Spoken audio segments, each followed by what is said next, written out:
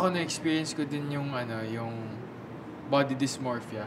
Yung kahit anong gawin ko, like hindi talaga ako natutuwa sa katawan mo. Oo.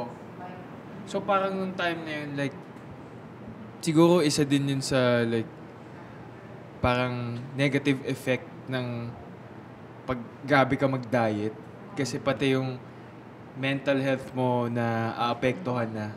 Kasi nung time na yun, gabi ako mag-diet, nagkaka-eating disorder din ako no, na parang yung di ako mag-strict diet ako ng 6 days tapos pagdating ng 7th day, mag-all out ako na alam mo yung kung ano-ano na yung kinakain ko kahit hindi naman talaga ako gutom.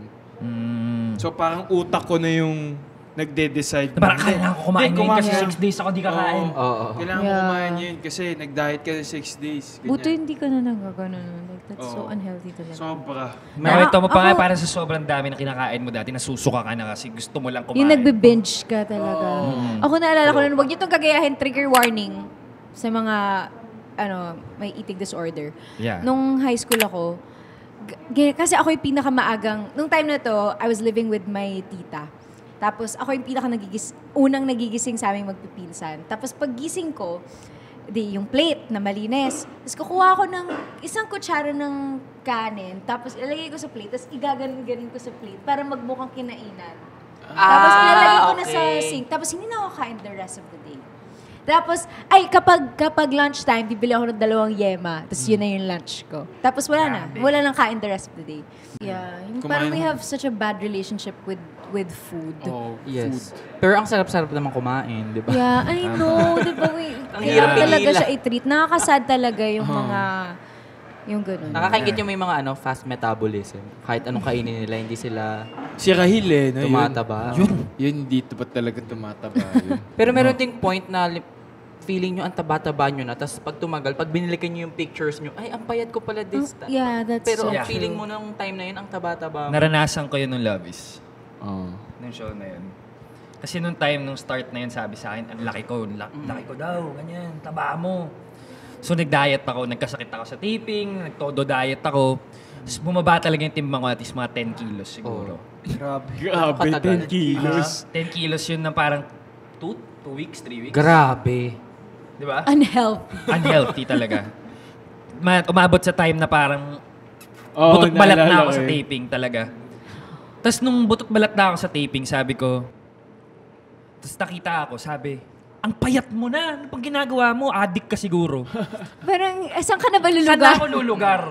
Sabi ko, ang taba-taba ko. Ayan, binigay ko sa inyo. 3 weeks, pumayat ako ng 10 kilos. Ano sabi nyo? Biglang ang payat ko. Tapos biglang, di ba, payat ko na. So kumakain na ako. Isang beses sa taping, pumunta ako. Order ako ng chicken. Ng chicken chingu. Order ako ng chicken. As in yung mga boneless chicken. Gaya ng chicken chingu, the friendliest chicken in town. Yes! Order ako ng gano'n, isang buo para sa akin. Tapos habang naglalakad ako sa set, sabi niya, kumakain ka na naman, kain ka na ng kain. Kakasabi mo lang, payat-payat ko, tapos kain ako ng kain. Oh my gosh, sorry, meron din ako. Saan na to? Sa studio din to. Tapos, kakanta. Tapos, right before sumampa on stage, may pumulong sa akin na, ang itim-itim mo, ang dumi-dumi mo na, magpaputi ka nga. As in, habang kumakanta, habang kumakanta, parang pinipigilan ko talaga yung luha ko. Kasi alam mo yung kumakanta ko on stage, tapos may audience, tapos yung parang feeling mong pangit-pangit. Ganun. Meron pa ako. Ang dami. Ang dami na bigla. Oo, na-trigger off. First interview ko to ever bilang parte ng Sparkle. O bilang tayo, ng Sparkada. First interview first question. Sabi niya, anong gagawin mo sa media pag may sinabing masama sa'yo? Sabi ko, syempre po, there's like both sides of the media, ganun-ganun na sa the good and the bad, they help you and sometimes like they can say bad things. Sabi niya, but we all have to deal. Sabi ko, we have to treat them with kindness kasi they're really part of the industry, ganun-ganun. Pagkatapos ko sagutin yung tanong yun, sabi niya sa akin, alam mo ikaw, hindi ka pogi pero pwede na. Sabi niya, pwede na. Medyo may karakter yung mukha mo. Alam mo, pwede kay lagay kung san-san, pero okay lang.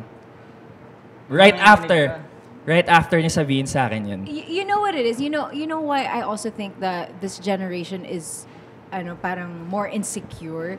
Kasi nga, parang we're so comfortable now with telling people things about their bodies, things about their That is face.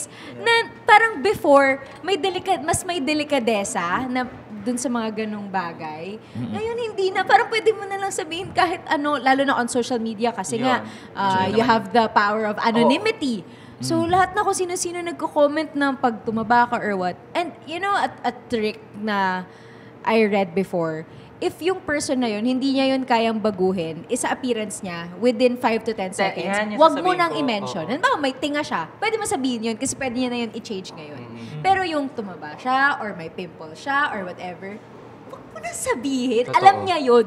Totoo. Alam niya yun. And siguro there are nice ways to say it. There's a nicer way to say it. Nasabihan na ako na medyo malaki ako in a nice way. Yeah. Sabi niya na, Ang luso-luso mo. parang medyo lumaki yung size mo wala nagagano'n. Or parang, medyo, ka ngayon medyo malaki ka tingnan ngayon Baka, balik ka na mag-gym. Ako naman hindi siya nice sa akin at all. Basta na-experience mo. yung mga hindi kayang mabago yun, katulad din sinabi niyo, within 10 seconds, wag niyo nang sabihin. Kasi, kami yung mas pinaka nakakaalam ng katawan namin. Kami yung mas pinaka nakakakilala ng as long as you're sarili. healthy and you're happy. Yeah. Like, I remember nung high school ako na I was chubby talaga. Tapos, the more na sinasabihan ako na ang chubby ko, parang the more na nadidishearten ako, na nadidiscourage ako na mag-workout. Parang tamad na ako, I feel bad about myself. Tapos eventually naman, when I matured na, ako na yung nagkusa na, I wanna do this for myself. Alam mo yun?